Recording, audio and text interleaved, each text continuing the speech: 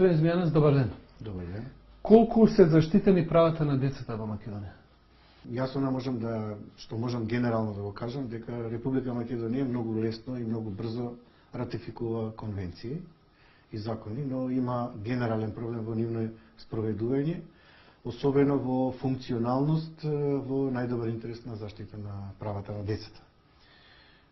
Кај нас, од законодавна гледна точка, сме консолидирани во правна рамка, но не сме консолидирани во структурна рамка во однос на не само на почитување и спроведување, туку и во однос на информирање на јавноста кои се права ги имаат децата, вклучително запознавање и на пошироката јавност, за да можат самите деца да ги препознаат кога нивните права се прекршуваат, за да можат да знаат кому да се обратат, кај кого да се поплачат и од кого да очекуваат разрешување на прашање и проблем или прекршено право. Оно што морам да забележам дека ја има довербата граѓаните во првата детска амбасада во Светот Меѓиши, но ние забележуваме една генерална нефункционалност од страна на институциите кога треба да постапат по исти тие ратификувани конвенции и спроведување на законите. Значи, еден генерален проблем имаме да мора да извршиме дополнителен политички притисок со наши престапки, со наши дојави, со наши пресконференции, за да ги мобилизираме да бидат во функција на заштита на правата на децата во Република Македонија. Често пати се шпекулира со бројот на децата кои поради различни причини не се во образовниот процес на земјата. Дали имате податоци каков е тој број, зошто тие деца не ја следат наставата? Па како со многу други ситуации, така да и со вклученоста, односно исклученоста на децата од воспитно образовниот процес, кој за среќа е задолжителен и основно и средно образование, но за несреќа немаме статистика, ниту пак од Заводот за статистика, ниту од Ресорното Министерство за образование и наука, колку всушност деца се надвор од училишните клупи.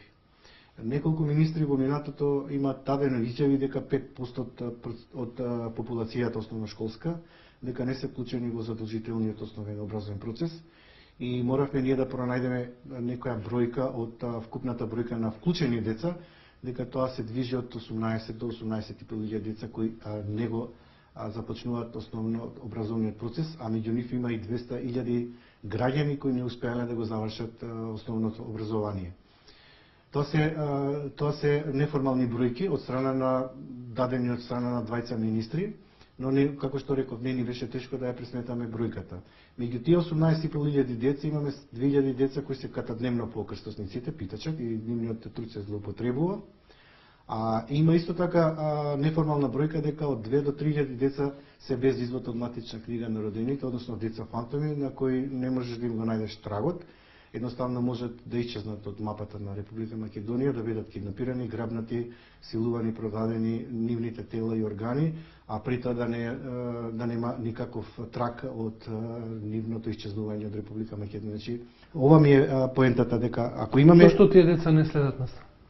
Затоа што се фантоми, затоа што не може никој... Не, тоа се две категории. Едни се деца на улица или лични деца и едни деца кои се деца фантоми кои воопшто не се со евидентирани без автоматична книга на родените. И не може да се запишуваат. Во овие деца тие воопшто не можат ни едно право да остварат, затоа што тоа е една би рекол структурно насилство или дискриминација број 1, тие не постојат, во не може да остварат ниту едно елементарно право, а овие кои се евидентирани или се на улица или нивните родители ги злоупотребуваат или поради економски причини не можат да остварат воспитно образовен процес. Она што морам да го нагласам, ако држава сериозно сака да го реши проблемот со прекинување на злоупотреба на детскиот труд или искористување на детскиот труд од страна на родителите, па и нивните помагатели, има дури организирани мрежи, макроа, криминалци кои ги користат децата за остварување на профит преку питачење и други форми на злоупотреба на детскиот труд, мора државата да направи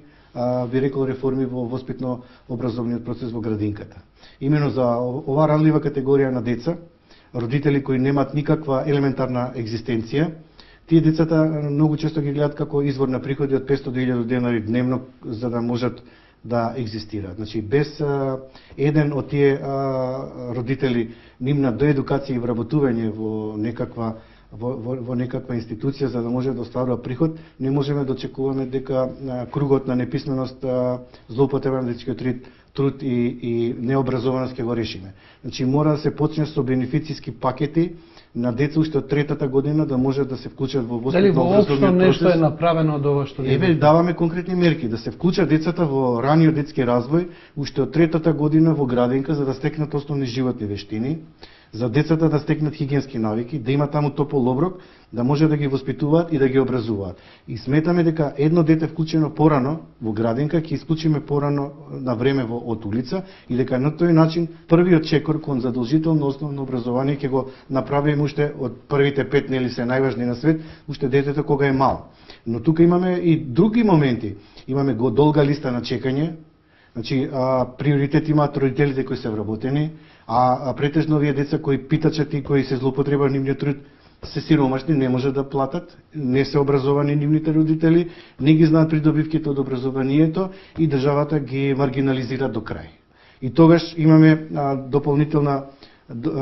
дополнително негрижа врз оваа категорија на деца, затоа што тие немаат животни навики, немаат облека, обувки, не може да се интегрираат на време во градинка, дури има отпор и од другите родители такви деца да се инклузираат во градинка. 1490 денари за нив е многу голема сума да може да плаќаат за да се вклучат во градинка и сметаме дека е многу коректно од Министерството за труд и социјална политика да одвои еден бенефициран, би рекол, пакет за оваа ранлива категорија на деца, да нивните родители им ги покријат трошоците за да може да ги вклучат на време во градинка. Дали воопшто нешто досега институциите имат преземено нешто?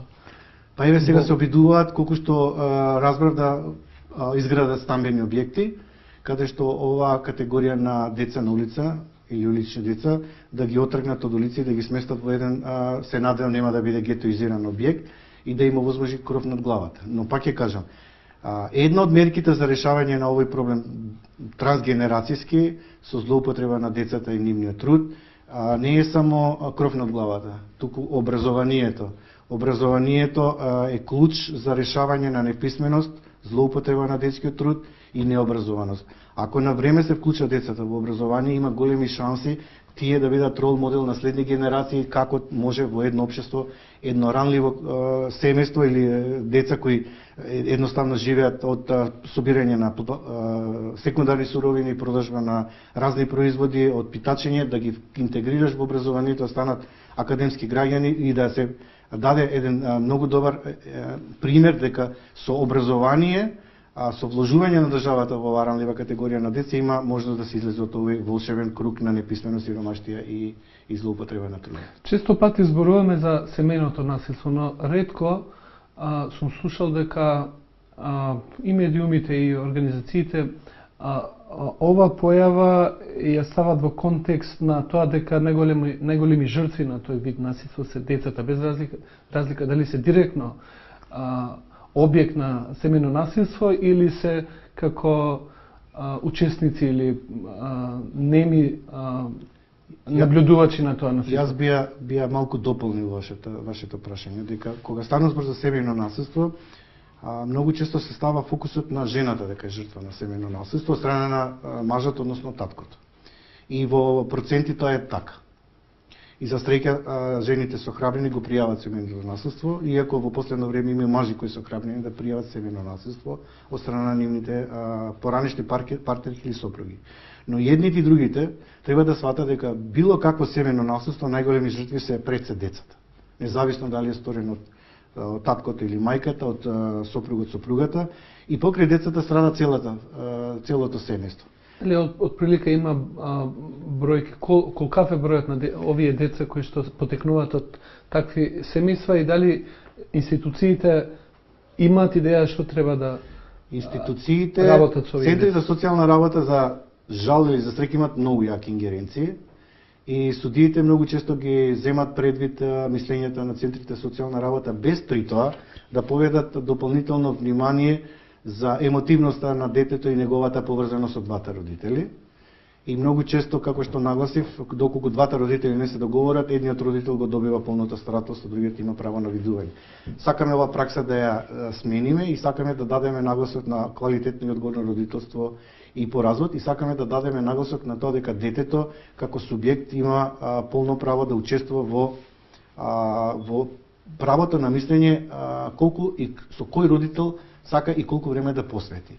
Значи во можноста на квалитетно родителствување и по развод има голема можност да двата родители остварат квалитетно родителство и на тој начин да му помогнат на детето да ја преброди таа траума која ја доживува преку распадот на заедницата, да свати дека со раздвојувањето на двата поранешни партнери не се раздвојуваат двата родители и тие се во функција на неговиот правилен развој и понатаму. Во последниот период имавме појави во медиумите кога политичарите почнаа да изразуваат голема грижа за децата, се сликаат со нив, се со цел на користење на нивниот пиар. Како ги коментирате овие појави? Пошто се работи очигледно за злоупотреба на... Ако вообичајно беше праксата да се злоупотребуваат децата за време на председателски, локални и парламентарни избори, независно од која политичка партија, и да им бидат децата фолклор, а не содржина во нивните политички платформи, инаку ние ги охрабруваме сите политички партии да се залагаат во нивните платформи за добробит на децата, но не да бидат фолклори, не да бидат злоупотребени, манипулирани, ниту во кампањите, ниту да им бидат вклучени во нивните спотови. Сега забележуваме дека ги користат и во други разни форми. Нашиот фокус кон критика во последниве Бадникови поворки не беше фокусот кон религискиот обред, кон родителите, него беше кон политичарите, затоа што тие дадоа директна логистичка подршка и преку училиштата и беа присутни на настанот каде што на дечињата им дарува подароци, Бадникови, и сметам дека тоа е баш политичка злоупотреба за себе промоција и пиар и додворување на градските татковци, користејќи ги ресурсите на училиштата кон црквата. Децата да си продефилираа низ улиците и да си ја пеа песната и да беше тој еден класичен верски обред, ние секако немаше да реагираме. Но кога го забележавме душегрижништвото на градските татковци околу начинот на користење на овој верски празник за себе промоција, моравме да одреагираме. Многу жалам што просветниот инспектор не најде за цел да се задлабочи малце повеќе во наоѓање на една поврзаност меѓу општините, училиштето и искористување на ова граѓанска иницијатива која е благородна од страна на родителите. Млади родители објавуваат слики на што туку родени бебиња и искрено како граѓанин се обидувам да ги разберам возбудата, среќата и прашањето е дали тоа бебе би сакал да биде објавено од неговиот родител на Facebook само што роден. Ве разбирам. Кој му дава право на родителот да го објави идентитетот? Пошто тој не е во ситуација да даде или да не даде согласност. Тоа станува на совест и одговорност на родителите. Не можам ништо повеќе да ви кажам. Господин Змјанас, ви благодарам за разговор. И јас вам.